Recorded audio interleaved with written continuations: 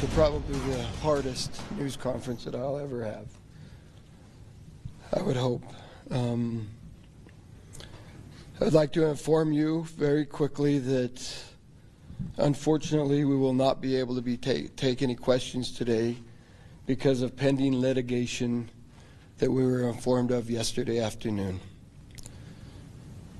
Today the City of Pocatello will be releasing information regarding the April 5, 2025 officer-involved shooting. Here's what we will be releasing to you today. Number one will be a video timeline of events on April 5, security camera footage from a nearby building, the 911 call to dispatch, the transcript of the 911 call, and the dispatch audio to responding officers. All of this information will be available on the city's website at pocatello.gov and our social media pages. There are still many questions that we cannot answer because the Eastern Idaho Critical Incident Task Force and others are completing their investigations, and there is now pending litigation. However, the information we are releasing today will not interfere or compromise with the investigations. Once the external investigations are complete, the Idaho Attorney General's office will conduct a review of the investigative findings. Once the investigations are complete, the review is done, the city will act in accordance to the findings. I would like to invite Chief Roger Shy up to just say a few words, and then at that time I will go ahead and say a few words after he's done. Chief Shy. Thank you, Mayor Blad.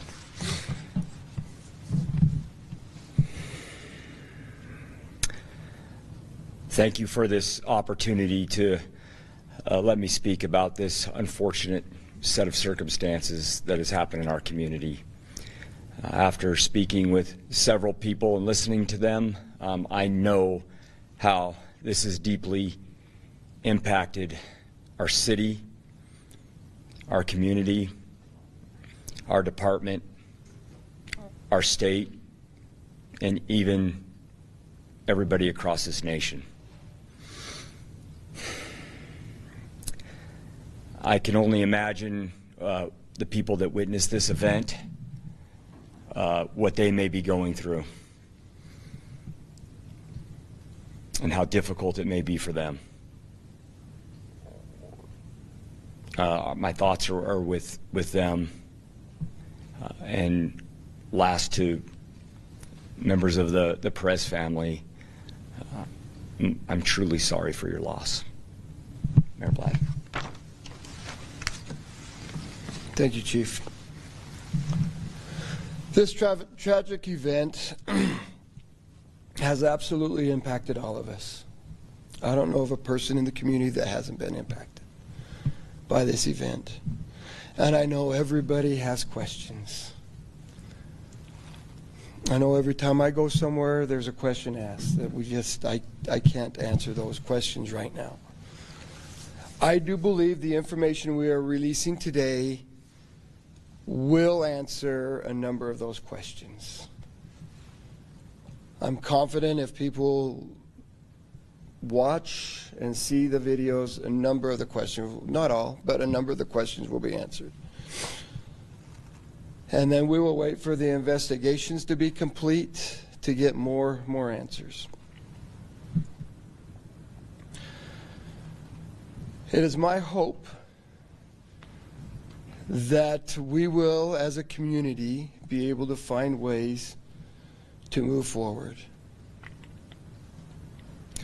I recognize it's going to take a very long time for our community to heal from this, if we ever really truly heal from this. But it is also my belief that as we work together, we will indeed build a stronger Pocatello.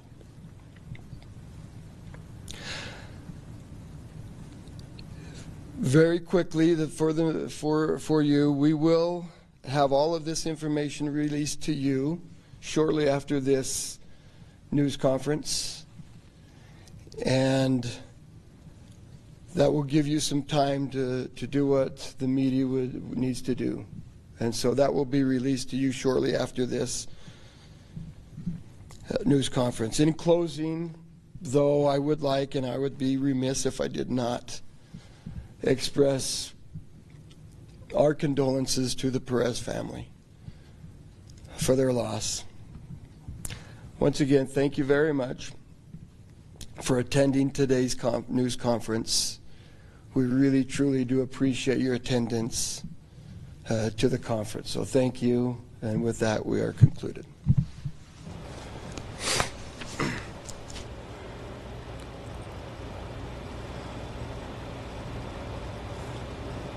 All right, again, that is breaking news from the mayor's office in Pocatello, Idaho this afternoon.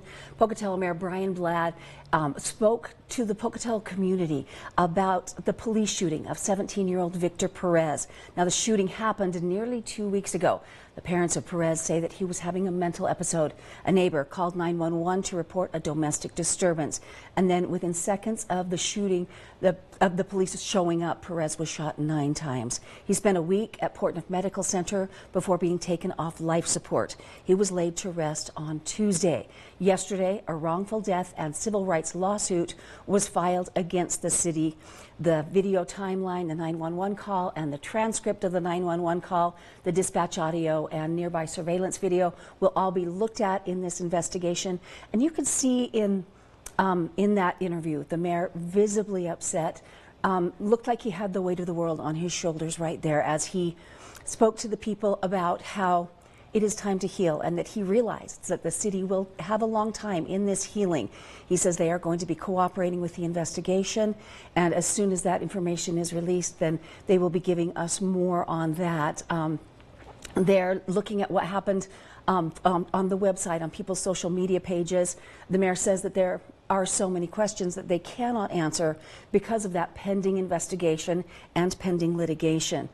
Information is being released today, and it will compromise the investigation once it happens, so they're not releasing anything on that investigation yet.